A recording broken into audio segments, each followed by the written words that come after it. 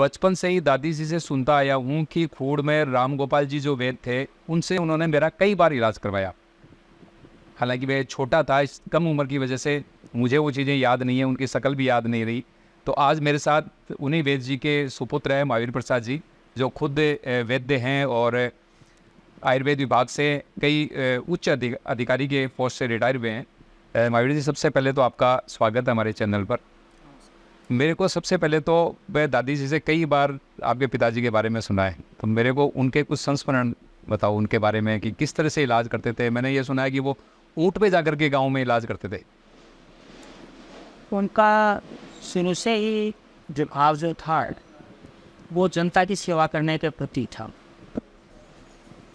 वो किसी भी बीमार को इस तरह से परेशान नहीं होने देते कि यहाँ आओ या इस तरह से आओ। वो भी साधन जैसे भी मिल जाता। उस वक्त ऊँट ज़्यादा मिलते थे, गाड़ियाँ तो थी नहीं, तो ऊँट पर बैठ करके वो बीमार के जगह चले जाते थे। और एक बार बुलाने के बाद में जब तक वो ठीक नहीं होता था तब तक वहाँ जा कर के उसकी सेवा करके उसको ठीक करके आते थे। ये उनकी विशेषता थी। महावीर जी, मुझे आज भी याद है, मेरे दादी साहब मुझे एक घटना बताते हैं। मेरे से छोटी बहन थी, हम दोनों बच्चे ही थे, तो कि वो उनको दवाई देने के लिए आए थे। तो मुझे लगा कि कहीं सुई नहीं लगा दे, तो वो बैठे देख रहे थे, मैंने पीछे से आके उनको डंडा मार दिया था। तो वो हंस करके, मतलब मेरे को उन्होंने डांटने भी नहीं दिया। दादी जी बताते हैं कि तेरे को उन्होंने डांटने भी नहीं दिया। तो इतना मतलब उनका जो व्यक्तित्व था, तो वो तो आपने तो काफ़ी महसूस किया। देखिए, क्रोध तो उनको आता ही नहीं था। तो से वो गायत्री परिवार से जुड़े हुए थे, तो ये भी उनके साथ, आप तो बच्चे थे उस वक्त, तो बच्चे के प्रति तो अच्छा रहता ही है हर आदमी का एटीट्यूड। वो बच्चे थे, बच्चों के प्रति कोई बात नहीं रखते थे। अच्छा महावीर जी, वो खुद आयुर्वेद के ज्ञाता थे, वैद्य थे, यहाँ पे सबका इलाज भी करते थे।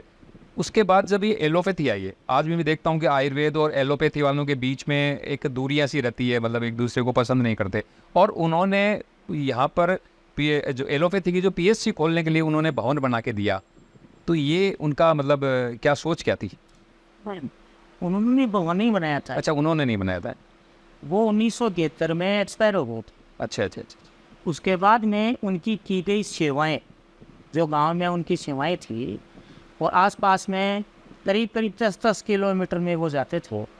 तो उन सेवाओं को देखते हुए उनके स्मारक समिति बनी और सारे गांव वालों ने मिलकर के ये तय किया कि उनका यहाँ यादाश्त के लिए स्मारक बनाया जाए। अच्छा अच्छा। क्योंकि वो हमेशा से ही जब सेवाभावी रहे हैं, हमारी सेवा की है, तो हम भी उनके लिए कुछ करें। तो स्मारक समिति बनी नवंबर 1971 में, और ये भवन तैयार हुआ करीब सितंबर, जहाँ तक मेरे को याद है, सितंबर 72 में तैयार हो गया था। तब से यहाँ एक बार तो प्राइवेट कार्य वैसे चला रहे थे। और जब ये पीएचसी खुली और पीएचसी की यहाँ गांव में दूसरी जगह नहीं मिली, तो फिर हमने ये पीएचसी के लिए डोनेट, आप लोगों ने फिर डोनेट कर दी है। अच्छा, आप भी आयुर्वेद के अंदर रहे हैं। मैं तो जब यहाँ पे स्कूल में पढ़ने आता था तब भी आप आयुर्वेदाचार्य बन चुके थे। तो आपने कहाँ, मतलब किस स्तर तक विभाग के अंदर सेवाएं दी? वो मैं 1981 में सर्विस में लगा था, तब मैं एमओ लगा थी। उसके बाद में धीरे धीरे ब्लॉक में मैं अधिकारी बना। उसके बाद में जिला स्तर के ऊपर डीडी बना, और डीडी के बाद में एडिशनल डायरेक्टर अजमेर रेंज बना। और वहाँ से मेरे को 2018 में रिटायरमेंट मिला। तब मैं एडिशनल डायरेक्टर आयुर्वेद था अजमेर रेंज। अच्छा महावीर जी, आज वर्तमान के अंदर लोग एलोपैथी की तरफ भाग रहे हैं, आप आयुर्वेद के हैं, तो आयुर्वेद में लोगों का रुझान कोरोना के बाद में जो रुझान बढ़ा है, क्या आपने महसूस किया है? बहुत किया है आयुर्वेद के प्रति। ये कोरोना और जो इस तरह की जो अलग से बीमारियां होती है, जैसे डेंगू फैल रहा है, कोरोना फैल गया, उनको सबको रोकने में आयुर्वेद ने बहुत बड़ा सहयोग किया है, बहुत बड़ा योगदान किया है। इसमें कोई कहना सुनना। अच्छा, अब जो नई पीढ़ी के जो बच्चे हैं उनको आयुर्वेद पढ़ाई के लिए आप क्या संदेश देंगे? आयुर्वेद पढ़ना चाहिए। आयुर्वेद में सबसे बड़ी बात है कि यहाँ की जो पैदा हुई जड़ी बूटी है वो यहाँ फ़ायदा करे।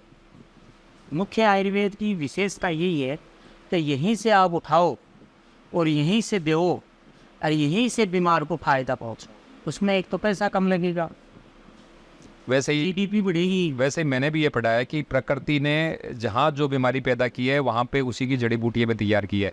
जहाँ पे सांप ज़्यादा होते हैं तो सांप काटने के बाद ठीक करने की जड़ी बूटी भी वहीं मिलती है। वही ज़्यादा नहीं, इसलिए स्थानीय जड़ी बूटियाँ ज़्यादा होनी चाहिए। स्थानीय जड़ी बूटियों से परेशानी भी नहीं होती, बीमार ज़्यादा परेशान भी नहीं होता, साइड इफ़ेक्ट भी नहीं होते और उसी वातावरण में रह करके वो ठीक भी होता।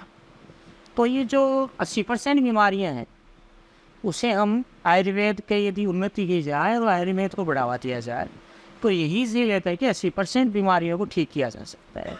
मानता हूँ कि एलोपैथी ने सर्जरी बहुत ज़्यादा प्रोग्रेस की है, पर इम्यूनिटी पावर बढ़ाने में और ये जो बीमारियां, संचारी बीमारियां हैं जो फैलती हैं एक दूसरे को, उसको घटाने में, और ये 80% जो बीमारियां आम आदमी के साधारण रूप से होती रहती हैं उनमें आयुर्वेद का मुकाबला आज भी नहीं।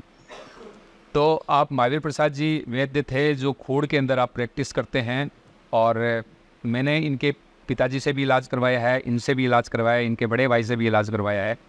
तो आपका कहना है कि आयुर्वेद और एलोपैथी दोनों अच्छी पद्धतियां हैं, आप रोग की गंभीरता देखते हुए उसी अनुरूप आप अपना इलाज कराएं। क्यों, मैं यही आपका कहने का मंतव्य है बिल्कुल सही कि सर्जरी करानी है तो एलोपैथी में जाओ, और बाकी जैसे पेट के रोग हैं, गठिया है, घुटनों के रोग हैं, इस तरह के रोग हैं जो पुराने रोग हैं आपको, तो वो आयुर्वेद आसानी से ठीक कर सकती है। और नई पीढ़ी के लिए भी इनका ये संदेश है कि ज़्यादा से ज़्यादा लोगों को आयुर्वेद पढ़नी चाहिए ताकि हम अपने देश को स्वस्थ बनाए रख सकें और इसका विकास कर सकें।